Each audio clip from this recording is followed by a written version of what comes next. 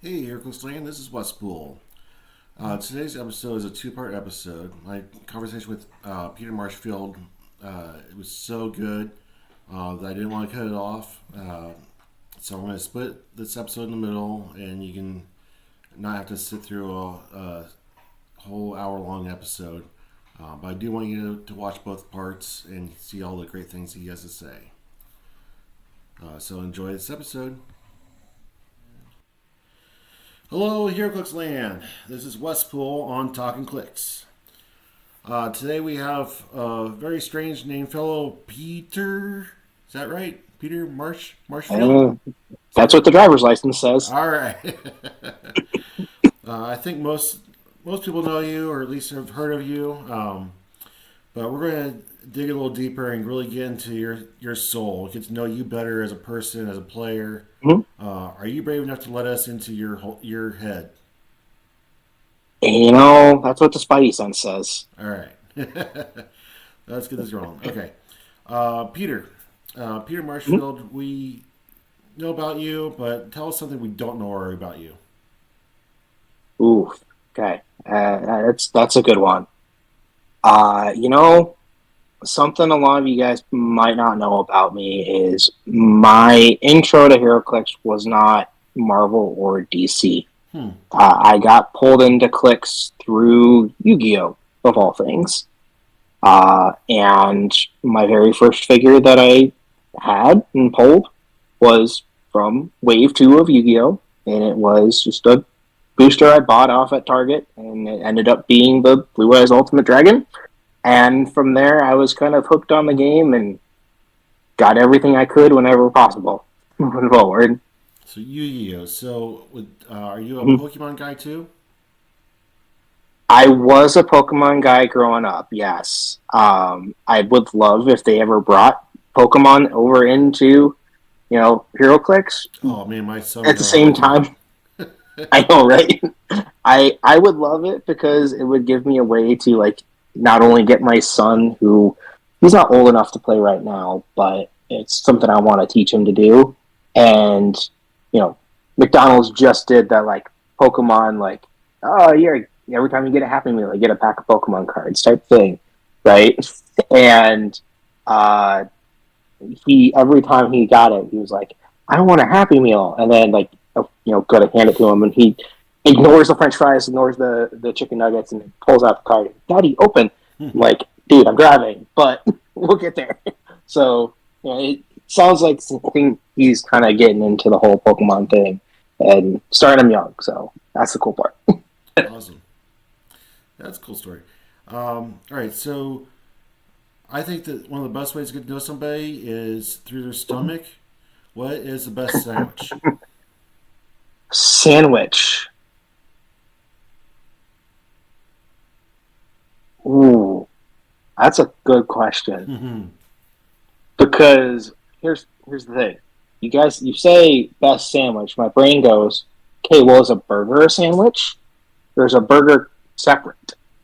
So, that's me cheating. If I'm gonna say anything, my favorite sandwich is a tuna sub. Gotta go footlong, baby. Okay, from Subway. Yeah, from Subway. Okay. Yep.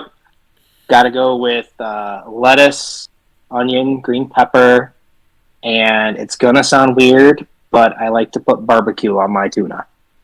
Don't ask me why. It's just a flavor that adds a little bit of that sweetness that offsets the salty of the tuna. I don't have a good answer why, but I found it in college and I like it. So what did you do a couple years ago when they were saying that, oh, the tuna at Subway isn't real tuna and all that stuff? um, it was just one of those things. Of like, I like the flavor. I get tuna from other restaurants too. We have Mr. Hero here where I live. Jimmy John's, try it from everywhere. Tuna from Panera. There's something just about that tuna salad that they put in and make at Subway Hmm. that just there's something that they do with that makes it fit just right. All right. Um, so now that Beetlejuice has been in modern for a minute, Mm-hmm. um, far as I know, the sky has not fallen.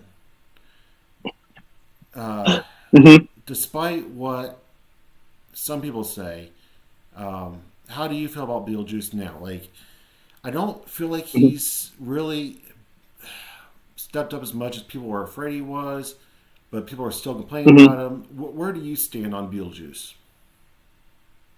That's a good question. So I actually just participated in the Columbus IC Regional yesterday, Mm-hmm. and um, I had Beetlejuice on my team. He was on the sideline, and it was interesting because it was one of those scenarios where you kind of look across the board and you look at everything your opponent does, and my initial thinking when it comes to Beetlejuice is if my opponent is blocking me from doing something in my game, then I'm going to take something away from them.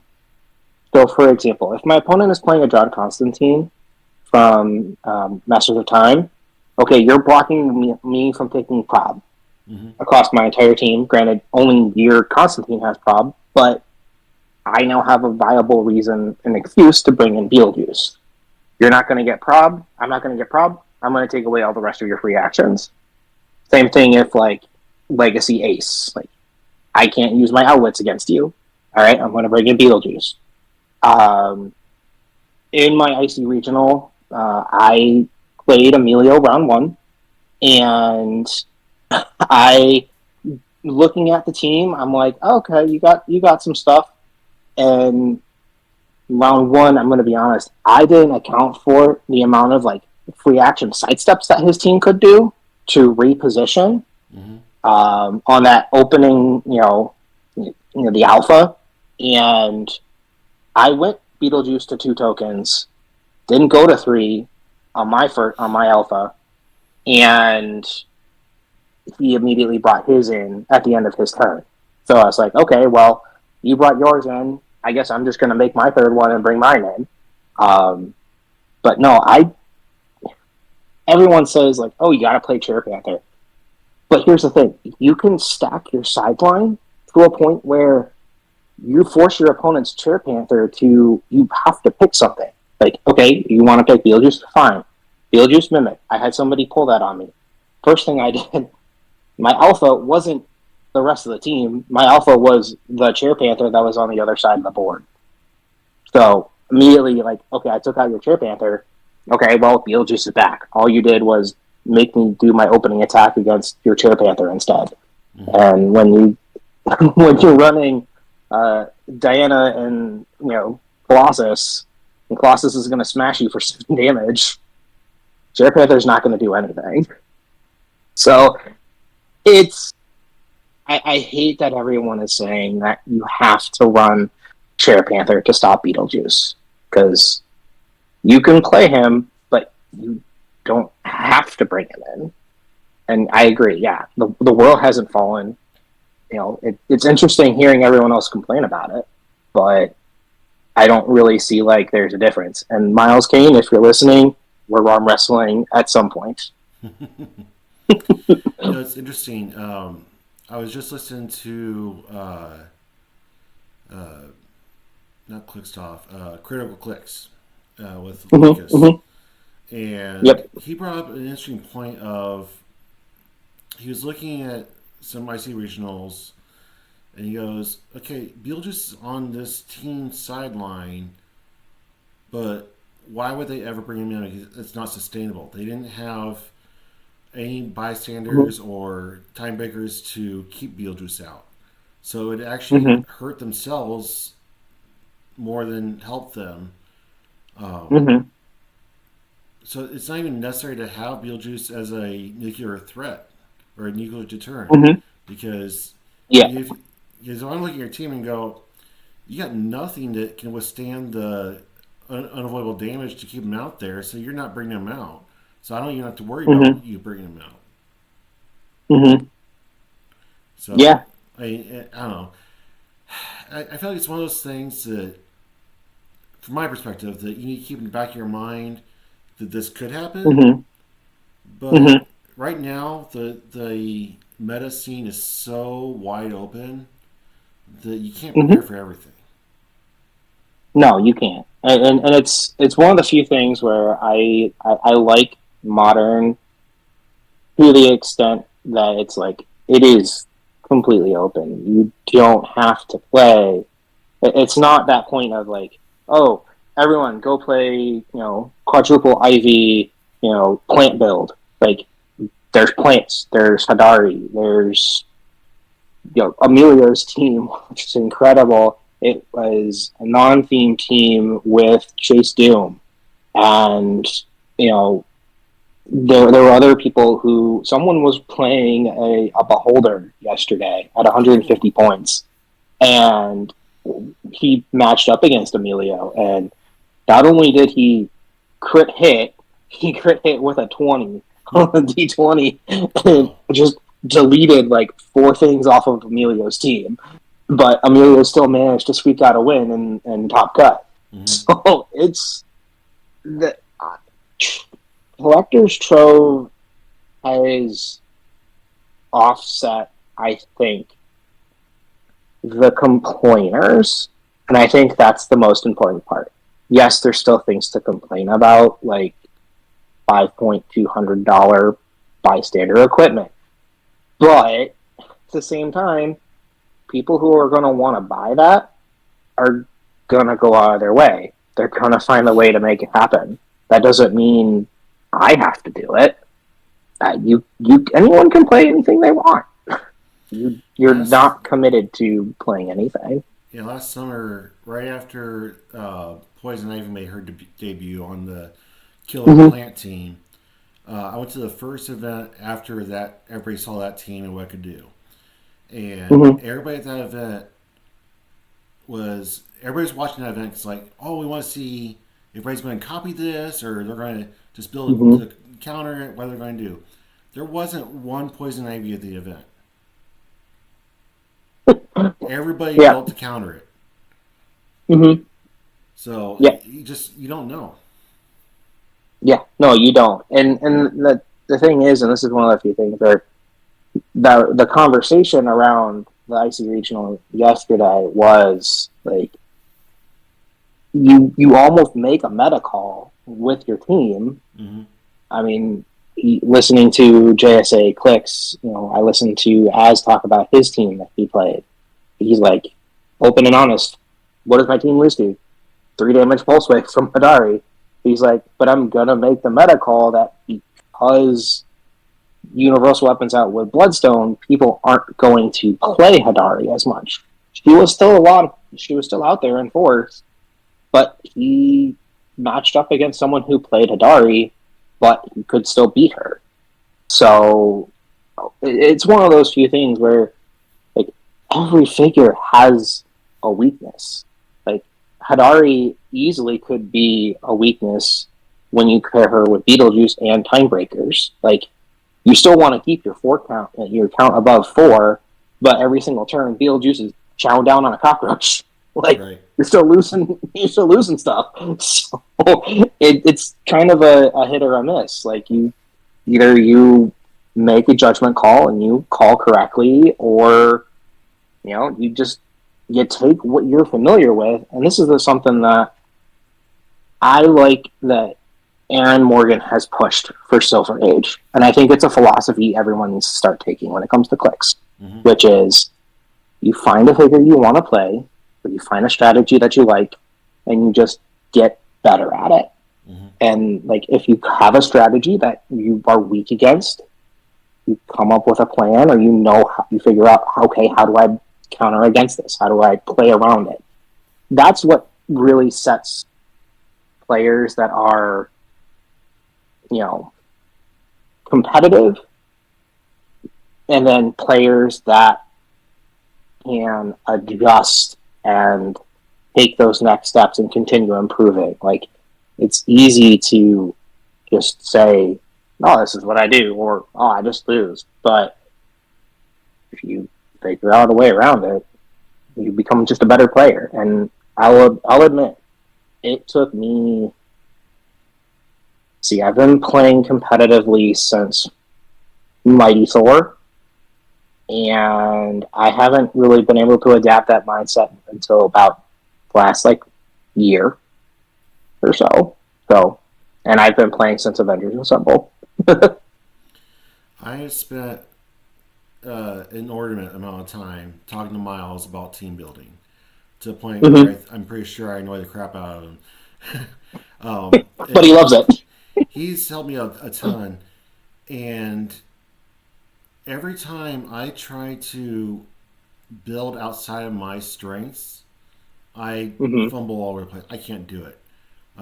And he and I Mm-hmm. have very different play styles, so he has a hard time telling me how to build. He's like, that is not how my mind works, so I can't build that way. But Mm-hmm. I can't build it his way either. His Mm-hmm. brain puts things together that I would never in a million years think, and he makes it work. Like he's a mad Mm-hmm. scientist of team building, but it does not work for Yeah. me. His style does not work for Mm-hmm. me at all. So everybody's got their own style. Mm-hmm. Yeah, for sure. Um, so it's interesting you brought up the IC regional. There's a disconnect between theory crafting, what a figure does on paper, and Mm-hmm. real practice, real time. Um, Mm-hmm. when Collector's Trove was first rolled out, people really dogged Doctor Doom real hard, and I Mm-hmm. myself and a couple of people were like, "No, this is really good. People are going to see it." Having Mm-hmm. experienced Doctor Doom yourself yesterday, how do you feel about it? I think Doctor Doom it deserves a proper look. You know, the all of the chases deserve their own, attention. Um, Agatha is another one that comes to mind. Like she just does something different that none of them do. I I'll admit when I first saw what all the chases were and realized like, oh, all of these are gimmicked around these one shot cards. I kind of thought back for a little bit and realized like every time we get a set, you think about it. If there's a unique gimmick to the set, the chases are designed around the gimmick.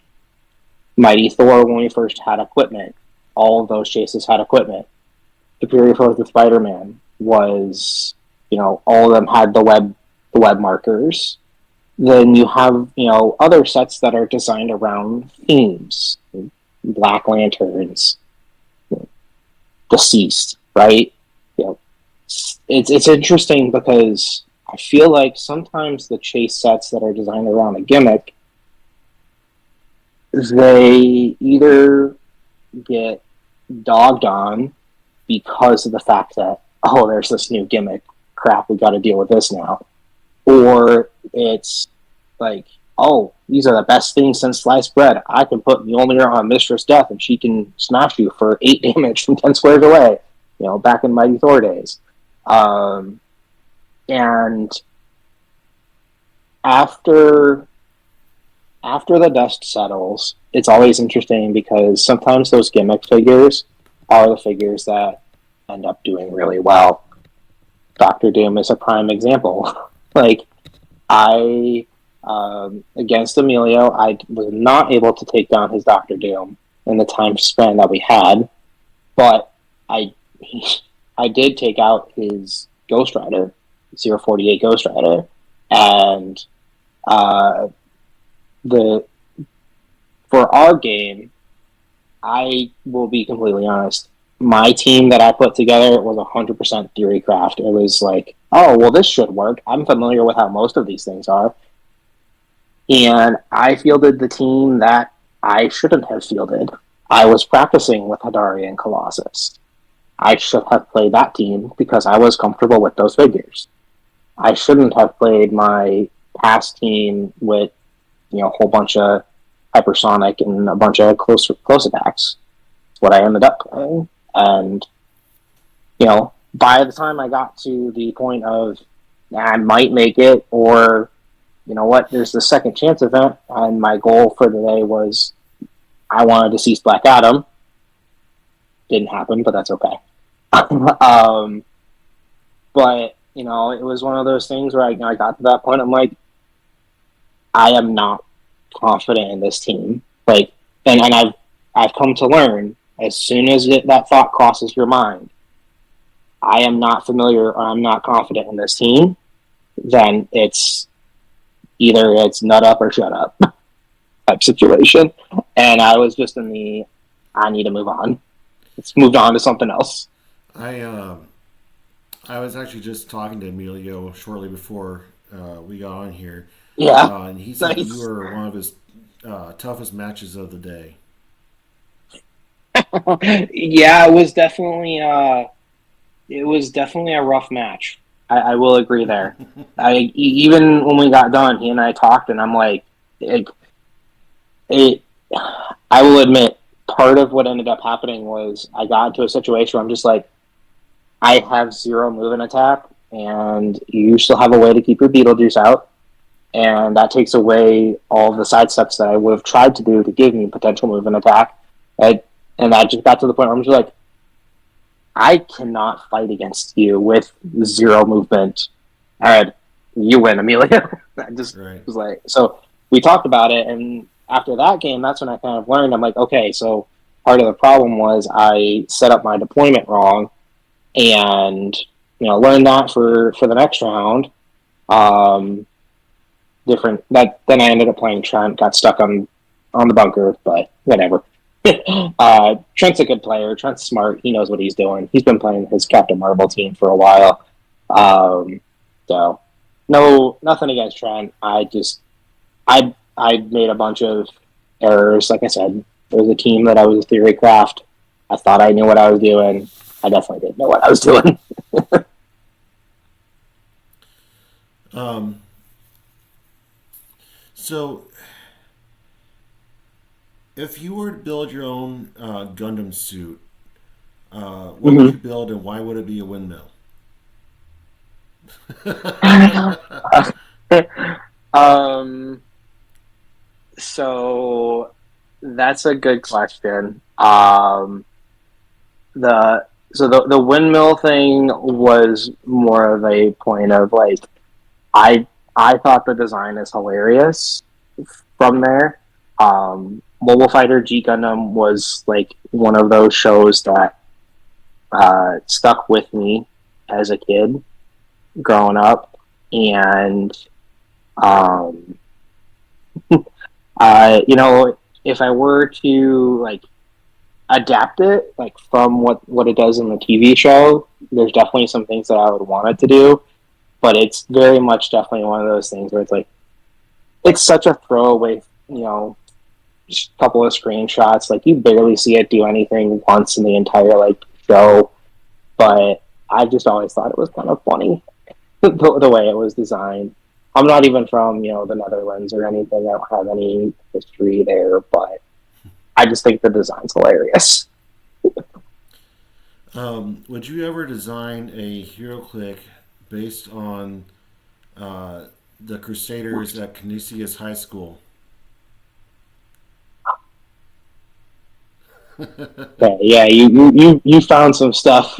um, yeah, it was actually funny. That was something I was thinking about. Was like how what are the things that could come to HeroClix, and that was definitely one of them. Was like high school mascots. Like what would you do? How would that be designed? And as a crusader, you're a knight, and so it's mostly just like a suit of armor, essentially, with a sword, or maybe a couple of different variations on it. But it's definitely. I think what I would want it to do is it would be a kind of like how they have these, the destroyer armor that's coming out, and have it be one of those types of equipment. It has like two sets of like two powers, and you can switch between them when you assign the character, and then have it represent. Is it the Crusader with a shield? Is the Crusader with a sword? Is it a warhammer, halberd, something along those lines? So that's definitely how I would design it. Cool. Give me your best impression of the Allstate guy. Okay. So, let's see here. So there's a couple different variations. There's the one where it's like, you know, get protected from mayhem, like me. That's our mayhem guy. And then there's the original one, which was, get Allstate where you're in good hands. Which was the black act. I can't remember his name. From way before we had him. But yeah. Okay, so let me see if I can get it. For those who don't know, Peter works for Allstate. That's why I asked this question. Mm-hmm. Did my homework for this interview. Yes, I've worked for Allstate for close to 7 years. So if you have cut rate insurance, you better you could be paying for this yourself unless you be protected from mayhem. Like me. I love those commercials. They're funny. They're great. They're always funny. Yeah. You can add one power to the PAC. What are you adding and why?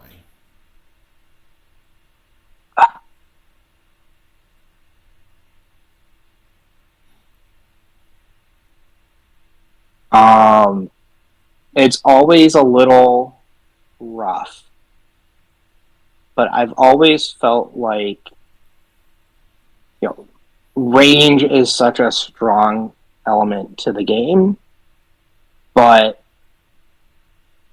characters that do multiple fires or multiple 6-shooters or stuff like that, I feel like there should be some sort of like rapid fire gimmick, kind of like flurry. Not 100% sure how you would go about it. Obviously, it would be you can make 2 ranged attacks in a turn when you do it, but is it at half range? Is it -1 to your attack? Is it -1 to damage? Maybe is it -1 to attack and damage? Or it's like the old damage depletion modifier. Like, okay, first shot you get everything. Second shot you lose 1. Right? Right. There's something we haven't had in a long time.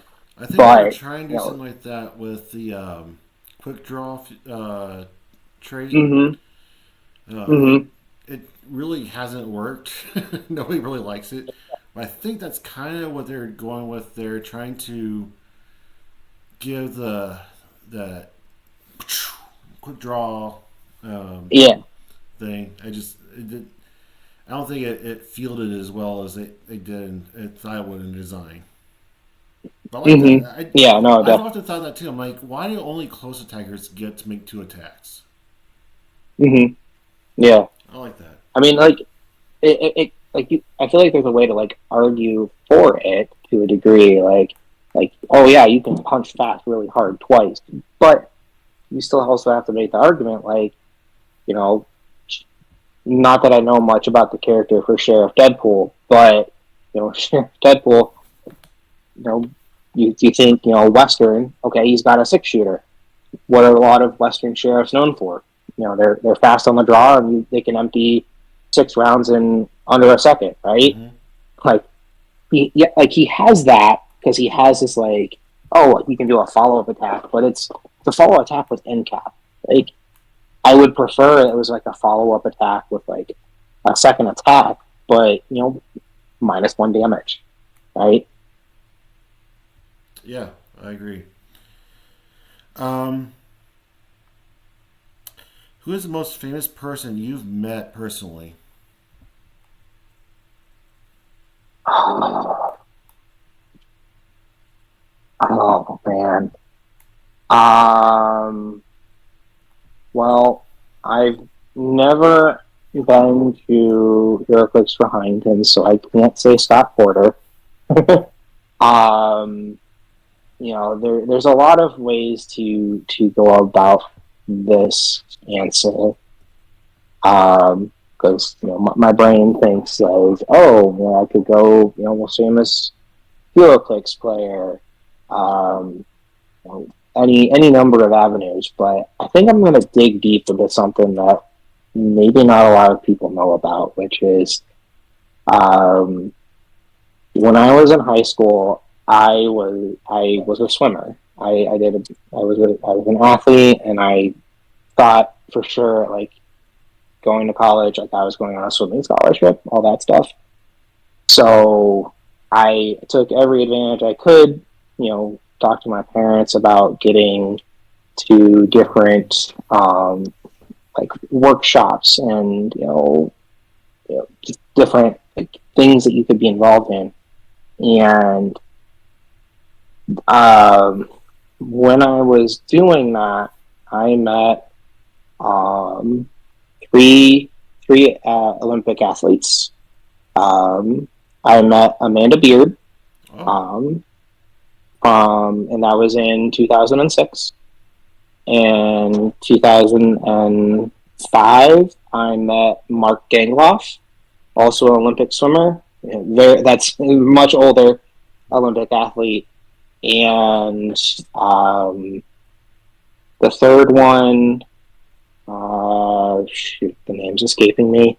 Um, but there was I have a third athlete that I've also met through swimming, and it was, again, at the time I thought, like, I'm gonna be a professional swimmer all my life. That's what I'm gonna do. And you get to college and you find out that sometimes things aren't meant to go that way, but it's still one of those, like, I remember you're getting going to see to, in the yeah, next Olympics? yeah, I thought I was going to go to the Olympics, and no, no. College was hard enough just trying to make it through classes every day without swimming. So, yeah.